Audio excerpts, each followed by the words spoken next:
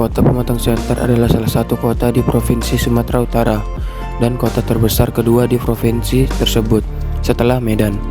Karena letak Pematang Siantar yang strategis, ia dilintasi oleh Jalan Raya Lintas Sumatera. Kota ini memiliki luas wilayah 79,97 km kubik dan berpenduduk sebanyak 247.411 jiwa. Lapangan Merdeka dibangun oleh pemerintah kolonial Belanda pada tahun 1915 sebagai ruang terbuka. Dan Tugu yang ada di tengah Lapangan Merdeka dibangun pada tahun 1996 sebagai tanda keberhasilan Kota Pematang Siantar. Selain disebut Tugu Hana Tata Nugraha, banyak warga yang lebih sering menyebut tugu itu adalah Tugu Union. Masjid Raya Pematang Siantar didirikan pada tahun 1911 yang dipelopori oleh penghulu Hamzah, Tuan Syekh Haji Abdul Jabbar Nasution, Dr. Muhammad Hamzah Rahab, dan Jaminuddin. Lahan dari masjid ini merupakan hibah dari Raja Sangnawalu pada tahun 1910. Ketika awal berdiri, konstruksi bangunan masjid terbuat dari tiang kayu berdinding papan serta beratapkan daun nipah. Kantor Balai Kota Pematang Siantar ini adalah salah satu peninggalan Belanda yang dibangun pada tahun 1920. Gedung ini pernah menjadi kantor Gubernur Sumatera Utara era Mr. Teuku Muhammad Hasan sejak 6 Februari sampai 29 Juli 1947. PJ Wali Kota Pematang Siantar menuturkan pemugaran dilakukan secara berhati-hati dengan pedoman kepada gambar aslinya dahulu. Dengan demikian, bangunan ini nantinya dapat mengunggah memori kolektif setiap orang yang melihat bahwa Kota Pematang Siantar ini sudah modern di zaman Hindia Belanda.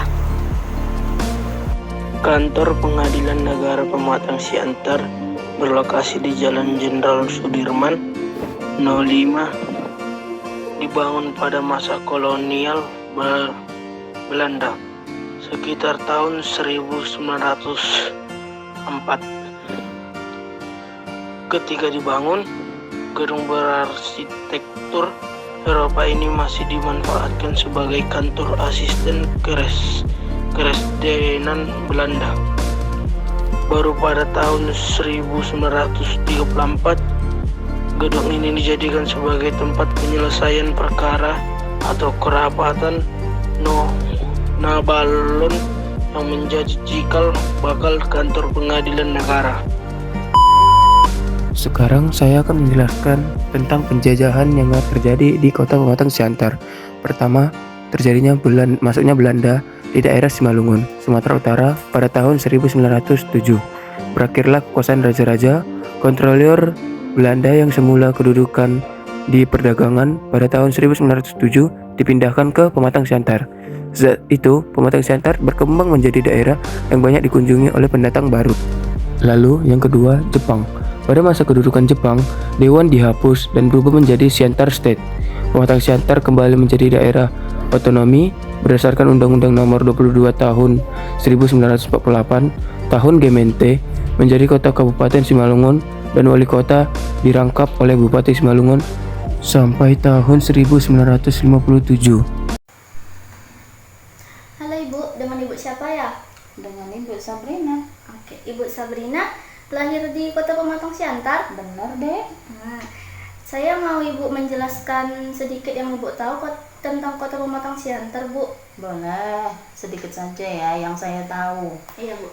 Oke, kota Siantar itu terluas setelah Medan. Jadi kira-kira luasnya 79,97 km dan penduduknya kira-kira 240,787 jiwa. Kota Siantar ini Dek pernah dapat piala Adipura di tahun 1993 kalau nggak salah ya. Oke. Terus atas kebersihannya dan kelestarian lingkungan jadi mendapat Adipura. Itu yang Ibu tahu. Saya ada baca artikel nih Bu tentang sejarah Kota Pematang Siantar kan Bu.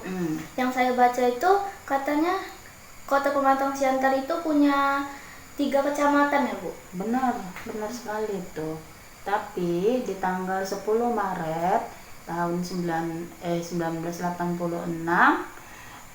Siantar itu dibagi kecamatannya menjadi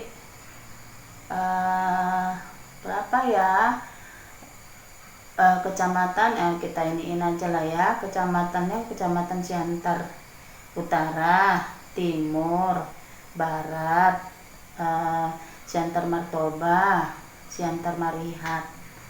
Jadi itu dibagi jadi 5 kecamatan di tahun 1986. Begitu. Gitu ya Bu. Oke Bu. Terima kasih ya Bu. Iya deh.